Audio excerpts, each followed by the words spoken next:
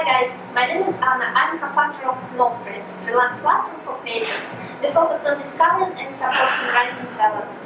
Today, we are filming our fourth interview in the series of interviews with Scottish entrepreneurs. Our guest is Jeremie Warnener, founder and director of company Power Alive. But before we will go to NoFrames office, let's get some food. Today we're eating very Scottish fruit scone. Fruit scone is a traditional Scottish pastry.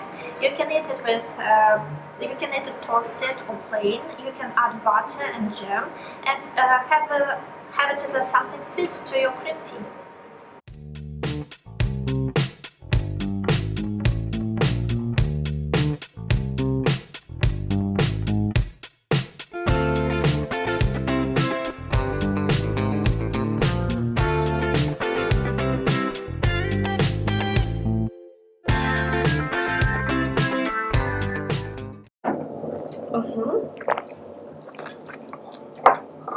Все нормально? Okay, sorry. I moved to Russian somewhere. Yeah, Anna, could you be just a bit closer? To have a wife, because I feel like No, it's all good. like 10 centimeters more and my boyfriend will be against me. Right, and so my wife. No, now it's perfect place. Hey guys, today we have an exciting guest. It's Jeremie Warnener, the managing director and founder of Power Alive. Jeremie, it's such a pleasure having you here. Thanks for having me. So, first of all, you're doing social entrepreneurship. It's completely different. We never had a social entrepreneur talking to us. So, if you can just give a few sentences about what's the difference between social entrepreneurship and normal entrepreneurship. Sure, brilliant. Well, I guess for me there's not much difference, right? Like, we are trying to build a profitable business, a sustainable business financially, but as part of our model, we do gifting of product to children in developing countries. So I guess what we do with our profits is perhaps slightly different, but we consider ourselves to be the same as any other startup, any other business. We're looking to make sales, profitable sales, be cash flow positive, and build a sustainable business. Is it difficult to be cash flow positive? I mean, of course, for us, right?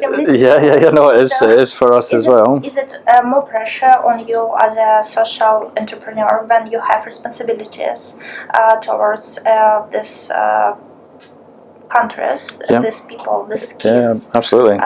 Do you feel this pressure? How do? I would say yes. I would say yes. I think because we are working to empower the poorest children in the world, right? There is a certain level of responsibility, and it's a burden that we carry, but we carry it proudly. And I think when it comes to cash flow and being profitable, there's always a balance between trying to survive as a business whilst also doing good with some of the profits that we make. But yeah, I mean, like, it's the same challenges with every startup, right? Like, cash flow is always tight. The bank balance is, it's always running close to empty. But we're getting better the more sales we do. This year's been particularly good so far. The better that position improves, right? But I think it's the same as any other startup. Sometimes I talk to other people, and time to time they mention you and say something like, he's doing so well. That's awfully kind. Well, I get How many people, how many kids already benefited from your company's activities? Cool. So I guess there's always a bit of smoke and mirrors with social media, right? And you're trying to present a positive story on what you're doing. I think when it comes to that, we are always honest, transparent, and authentic. We never lie. So what we say on socials and the vlogs and digital content, marketing content is the truth, and it's always honest. But there is a bit of jazz hands and smoke and mirrors and whatnot, right? Absolutely. In terms of how many kids we've impacted, right now we have delivered 1,500 solar lights, delivered 1,500 on the ground. We have a backlog of around 6,000 solar lights that we're in the process of gifting. Coronavirus has not been kind to us over the last couple of months. We had an excellent trading period into Christmas. It was then Christmas holidays for us, Chinese New Year for our friends in China, and then the coronavirus hit. So we do currently have a bit of a backlog of lights that we're trying to get out of the factory in China, but delivered on the ground, 1,500, a little bit more, and around 5,500, 6,500 that still need to be delivered. That's amazing. It's so nice to hear that Thanks very so much. many people benefited from what you're doing. So you're going to Africa, as we briefly discussed. Yeah. Can't wait. Yeah. So what do you expect to see? Why are you going there? What do you want to see those people whom you help? Do you have some business to handle? What this trip is about? All of the above. So for us, our journey has been long and painful, and there's highs and there's lows. So we haven't actually been out to our friends in Zimbabwe for about, I think it's maybe 3 or 4 years at this point. So I guess, I mean, we're really excited to be distributing, I think it's about 1,100 lights in total. We're going to document a whole ton of stuff, create marketing assets, videos, clips that will get fed into the sales pipeline, help with the sales process. And I think, of course, like every time we go out, you grow as a person, you go with more life experience. Every time we go, you learn more things when you're out there. And I cannot wait to see the difference the lights have made for the kids that have already received them, right? Really excited. I think it will be the most satisfying thing you can Hugely. ever done, right? So a part of our Alive company, which helps people, kids in Africa, you have the second company.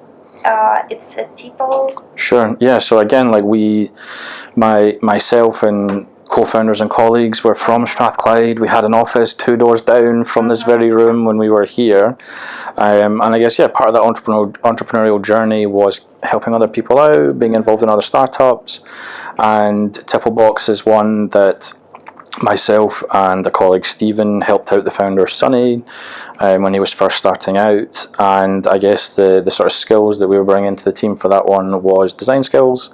We studied architecture here, so we're good at Photoshop, InDesign, Illustrator, and we were able to help with packaging design, web design, bit of marketing assets, that kind of stuff. So I mean, over the course of 7, 8, 9 years sort of dabbling in entrepreneurship, we've made friends and helped other businesses out. So basically now you're running 2 companies and... Well, I'd say what. So Power Life is my day job, it's my focus, it's been the passion project for many, many years. Tipplebox, we were maybe co-founders, we were sweating out with Sonny at the time, but it was always Sonny that was the full-time in that business, and I guess it was sort of as and when he needed help, we would help him out. Okay. Yeah. And so basically you have Power Life. Do you do something else? Yep, so again, putting our skills to good use and trying to earn money at the same time. I've done design work through a little company that did design projects. Put my architecture degree to good use and did sort of office fit outs and refurbishments. But now I guess I'm in a fortunate position where I'm able to work full-time in Power Life. We closed a small investment deal in 2018, which allowed me to dedicate myself full-time to this and start to really grow the business. Yeah. And you have a family at the same time? I do, wife and 2 kids. Oh my gosh. Wife and 2 kids. Amazing. Yeah, no, it's really magical at home. So Theo is 3 and Millie will be 1 on Sunday. Oh my gosh, it sounds like magic. I can't imagine how you can have family and a company at the same time. I think whatever you put your mind to, you can do, right? Like whatever the mind can perceive, it can achieve, right? Like if you set yourself a challenge, you can definitely do it. That's not to say it's not without its challenges, right? Like, family always comes first, and you need to prioritize making sure there's food on the table and clothes on the kids' backs and stuff. But my wife and I, we've done okay. She's a teacher, stable job, studied here at Strathclyde as well. Yeah, and it's magical. So the kids Theo is now at an age where Daddy goes on adventures and he goes to far off places and he always wants to come with me, and we're having a lot of fun. Yeah, I think it's great when your dad is doing something like that and you can grow up and see this great example. Well done. Thanks very much. Appreciate the kind words. Interesting. So we've been talking to Usman, the founder of Sonic Pocket, last week, and he has a wife, and what he mentioned that it's very important to have supportive family. Right. Does it help your family? Does it Do you feel this supportive force? 100%, 100%. I think I would not be where I am now without a supportive wife and very supportive family. I guess you need to have a good work-life balance. So again, prioritising family over everything else, or certainly that's the way I date her. It's lovely to have their support. I guess there are times when they don't fully understand or appreciate what you're going through at work, right? Because I mean, it's not every day that the challenges you face, like not many people will face them, and every day brings new challenges. But I think I could not do it without a supportive wife and family. So you're a serial entrepreneur.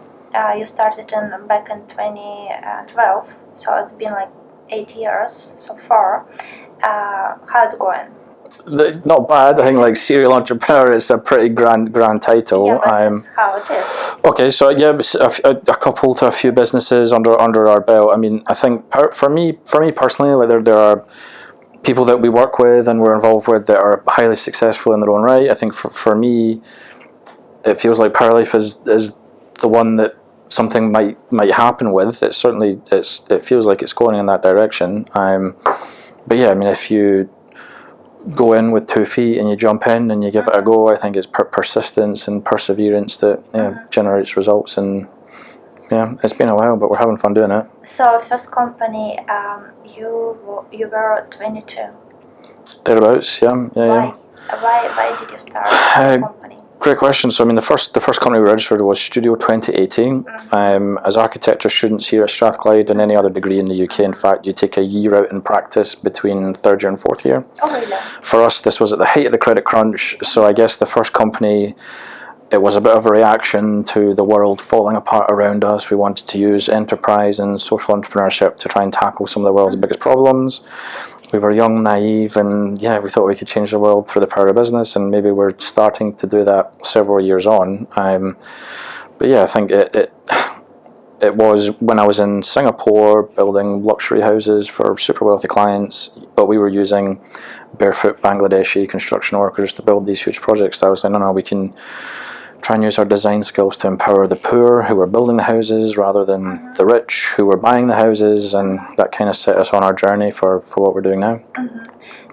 Was it difficult to see there's such a difference between poor people and very, very wealthy people? I think it always is. It always is, and I think you're aware that this stuff goes on if you read the press or you're engaged in the world, right? But I think seeing it firsthand was a real eye-opener. And that's not to say like the company I was working for was a great company, right? Like it was very had a great reputation. The houses were beautiful, but it was tough to hear stories on site of, well, the money goes back home to my wife and kids, and I need to be here to make the money, kind of thing.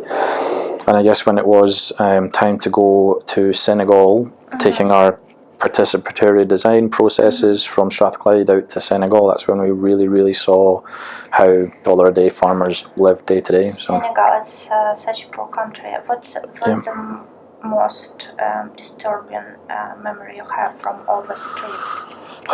Well, I mean, I like to think more on the positive rather than the negative, right? So I think, you of course see children that are hungry, you see illnesses that are easily cured here that are very common over there. So I guess there is there's challenging things to see, but on the positive side, these people are extremely happy.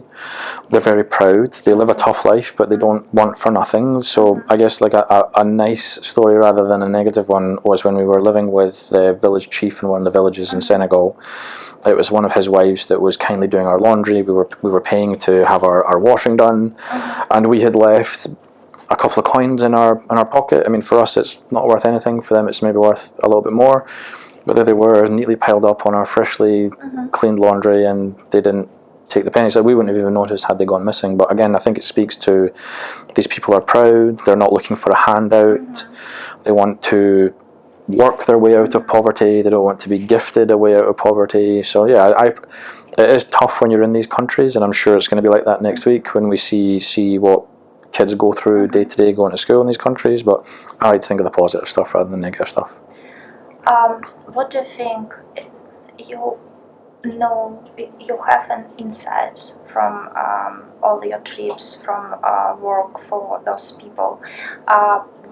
what is your opinion on how it can manage, how we can finally help those countries? Is it about culture? Is it about investments? What is the way to cure the poverty? Yeah, sure. When it comes to culture, I think you need to respect people's cultures, right? So like we have the benefit, perhaps here living in a developed country, that we know, and again, this is trying to be respectful of people's cultures, but young girls being married at 13, 14 perhaps isn't the best way. But again, you need to respect how people do these things, and going in as a white guy in poor conservative countries in these types of places, you know that it can be done differently, but you need to respect people's cultures.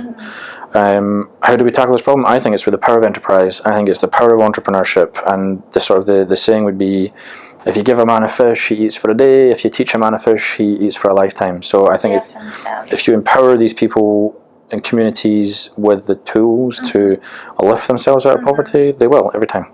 So would you say that it's worth to bring business back to Africa to create jobs there? 100%. And these people are all entrepreneurs. They're all entrepreneurs. Like if it's like 80-90% of the population are subsistence farmers, right? So they are buying seeds, planting seeds, speculating that they're going to grow, and they sell their produce at market at the end of every rainy season. So they understand commerce, right? Like margins and cost of input and expected returns and whatnot.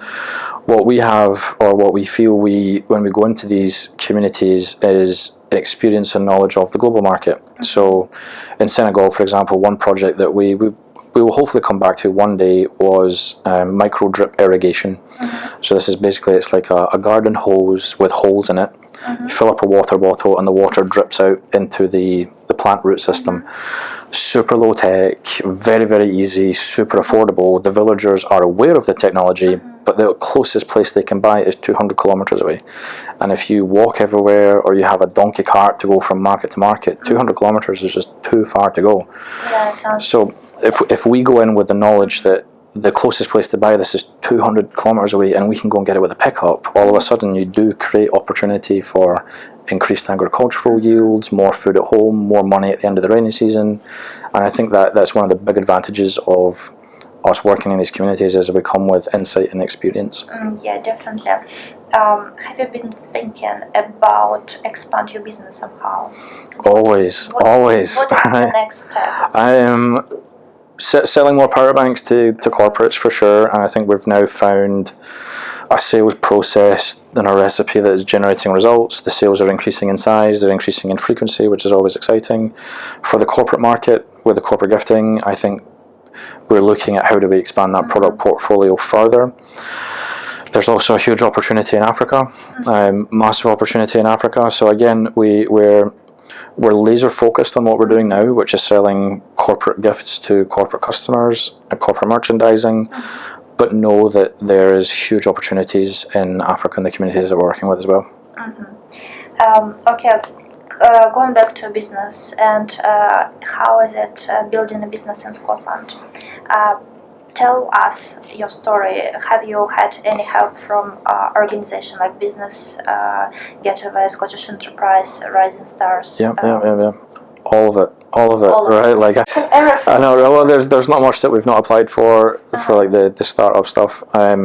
So the only experience I really have is in Scotland. So I would struggle to compare it to anywhere else. But what we have been able to access here is all kinds of startup support. So that would be Business Gateway, free workshops, Scottish Enterprise and small grants, Strathclyde.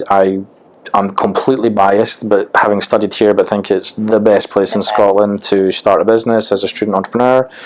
The quality of education here is second to none in the whole of the UK. So we were very well supported by Strathclyde to start our companies. Won a couple of competitions, so Wildcard Edge we took a prize in. Santander Universities we were runner-up. Santander Universities, what is the grant? So it's at the time, I think it changes every year or so, but it was cash prizes, so it was a big deal for us at the time. So it's the principal of your university that nominates 2 companies, undergrad and postgrad, and then you compete nationally against whoever Santander is involved with. I think it's over 100 universities, and that year we came second out of however many people entered. So I think it was £5,000 or £10,000 competition win. But for us, yeah, it was a big nod and a pat on the back from the university to be nominated on their behalf. Yeah. And talking about university, PhD in philosophy, you haven't finished yet. No. How many years have you done? I did 1 year of my PhD, so it was a internally funded studentship. So it was the engineering department that was funding the research. Myself and my co-founder Stephen, at the time, we were both doing PhDs at Strathclyde. Focus of my research was around measuring the impact that we're delivering with the solar lights on the ground in Africa. This came up over conversation at Sunday dinner lunch table with the in-laws. Wow, you dropped out your PhD. At the time, the business was growing, and it was growing very quickly, and we were supported by the likes of the head of engineering, the principal, to go in with 2 feet, jump in and build your business. And I guess in the end, we were well endorsed by Strathclyde because the Strathclyde Entrepreneurs Fund invested in the business at the time that we were raising money. So yeah, didn't complete my PhD, much to the disappointment of perhaps my parents, both my dad and his grand. So I would have been 3rd generation Warner to have done a PhD. So there was a fair amount of pressure at home to get to the level of PhD. But yeah, I mean, we are where we are now. You can come back. Can always come back. Can always come back. Yeah. Great. I don't know how much time do we have, Irina? Okay, like 5 more minutes for sure. Okay, and blitz round, shall we do it here or Here, but we will stand up. Okay. Okay, so about the team and how it's organized right now. How many people do you have in team, and who are they? Sure. So we full time in the business. We're a team of 2, myself and Paul. We have Becca on marketing, digital and social on a day a week. We just gave her a contract from a day a week, so she's gone from freelancing contract to now with a permanent day a week contract, which we're obviously hoping to grow to more hours as we continue. Simon, videographer Simon, has worked with us in the past on a more regular basis, but he's now freelancing contract, which suits us both. And then well supported by our group of investors, CFO Derek, who's a director in the business, lead investor. So I mean, we're a team of 2 full-time, 1 part-time, contractor here, contractor there. Quite a group of supportive I would say so. That's amazing. And what is your expectation for 2020? It's difficult to say. Like every time we set the forecasts, and again, touch wood, fingers crossed this continues, but we've exceeded expectations. So I don't know, I think more growth, more revenue, more kids being empowered with solar lights, and hopefully a lot more than we did last year, this year, right? Yeah. Are you planning more trips to Africa? I would like to. I think we, again, being a small company with cash flow is always tight, we need to be careful where we're spending our money. I think right now we're very focused on our sales efforts, because the more sales we make, the more that exciting stuff we can do, going out and seeing the documenting of the lights. Would I like to go back? Absolutely. But we'll have to wait and see. Yeah. Jeremy, thank you very much. Now we will move for our blitz round, and just 5 questions, very short answers. Okay. And Irina, where should we go? Just here, and we just stand up. So let's start our blitz round, and 5 questions, short answers. Okay, here we go. First question, what are your 3 top places in Scotland? Glasgow, Pullman, where I'm from, because we're building a business there, and we were in Loch Long for a power retreat. There you go. Next one, what does that mean to be an entrepreneur? Having the courage to do something meaningful. I completely agree. All the time when people ask me about entrepreneurship, have the courage to do it. Courage and being a bit crazy. What is the most important in life? Family. For me, it's family. Good. And what would you advise yourself back in 2012? Keep going, it'll come good. And what is the greatest insight you got when you traveled into Africa? Anything's possible, and you can make a difference if you really want to. Thank you, Jeremy. My pleasure. Answers.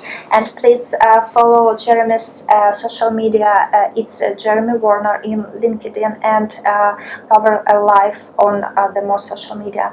And please stay tuned to keep up with our interviews of Scottish entrepreneurs.